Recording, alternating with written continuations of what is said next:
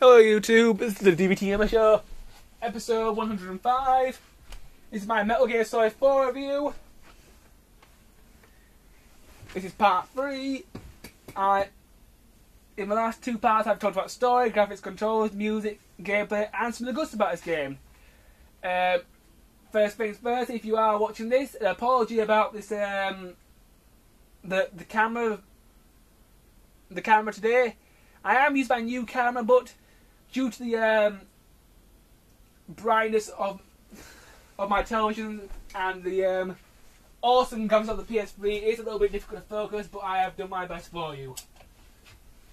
I'm going to turn the lights on, see if that makes anything better. No, it doesn't. So just try and just look at it, okay? This is the best footage I can show you, so yeah.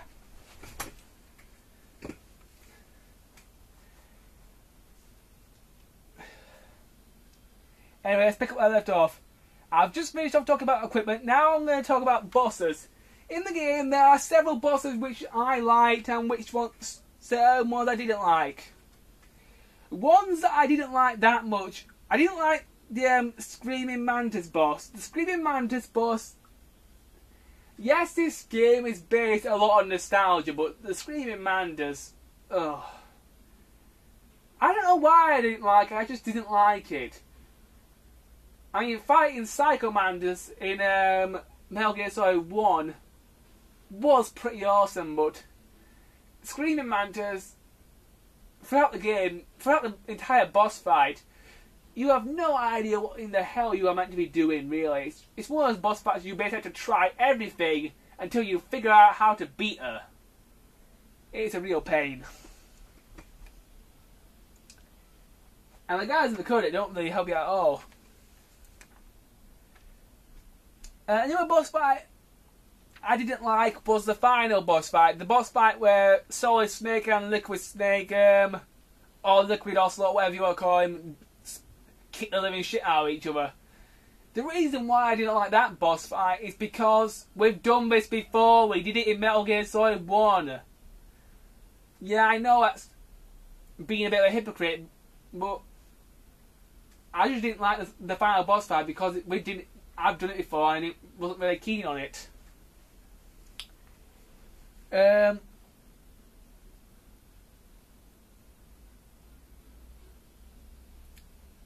So yeah.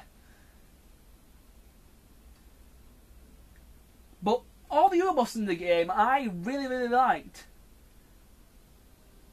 Now I'm going to show you the best boss fight in the entire game, but this could take me an hour to get to, so just give me a few minutes or so to get to it. Right, I suppose I can talk about most of it before I show you the best boss in the game. God, this cough's killing me. Basically, one of the best things about this game is obviously the camouflage system. It's not as complex as it was in Metal Gear Solid 3, I have to say, but it is still pretty complex. You can change your face camo so you look like someone else. You got Young Snake with bandana. You got the Metal Gear Solid 1 sprite from the original Metal Gear Solid game. You've got some of the bosses. You've got Otacon. You've got Raiden. So you can dress Snake up to look like certain characters. You've got several different camouflage which you can wear. One of the best camos you have to actually download from the download mode content, and it is definitely a must. It's called the Metal Camo. It's really awesome. Basically, all your damage that is done to you is halved. You definitely need it. It is a must if you play the game in the higher difficulties. There is some downloadable content in the game. You can download new camos, new songs for your iPod, which I think is pretty pointless because I never use it. And yeah, let's go shoot something. You do fight soldiers in the game, but in Chapter 4 you fight loads of these little robots. So I'm just going to blast my way through all these things. This isn't going to help if I get a bigger gun. Right, I think I'll break out the grenade launcher. Right, where is it? I won't need my rifle, so I'll just break out the grenade launcher. We can roll like in the other Metal Gear Solid games. There's also password content. To get the password, just go on Gamerfix and write them down and you'll be able to collect everything that you want to collect. The password content... Whoops, wrong weapon.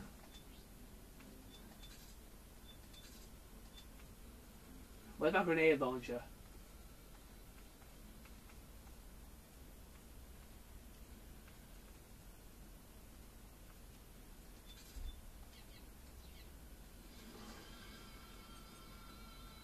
There it is. Kaboom! Fear me. What was I talking about? Oh yeah, the downloadable content. The camouflage that you can download is really useful. The password content is awesome because you can download certain weapons that use a certain password. Example, you can use the boss's gun in Metal Gear Solid 3, the Patriot, which is an awesome weapon, I have to say.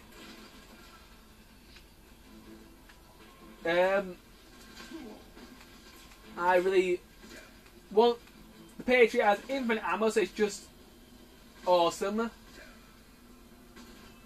It also plays the Snake Eater theme whilst you fire it for a little while.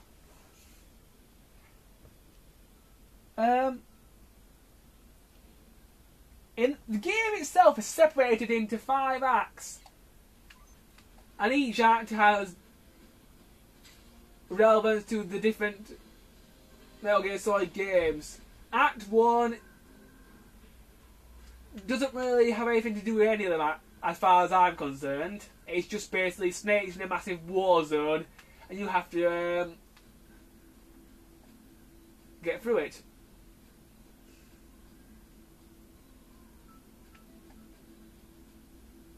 I'm just going to sneak past these Metal Gears. At the moment they're in sleep mode, so it shouldn't bother me too much.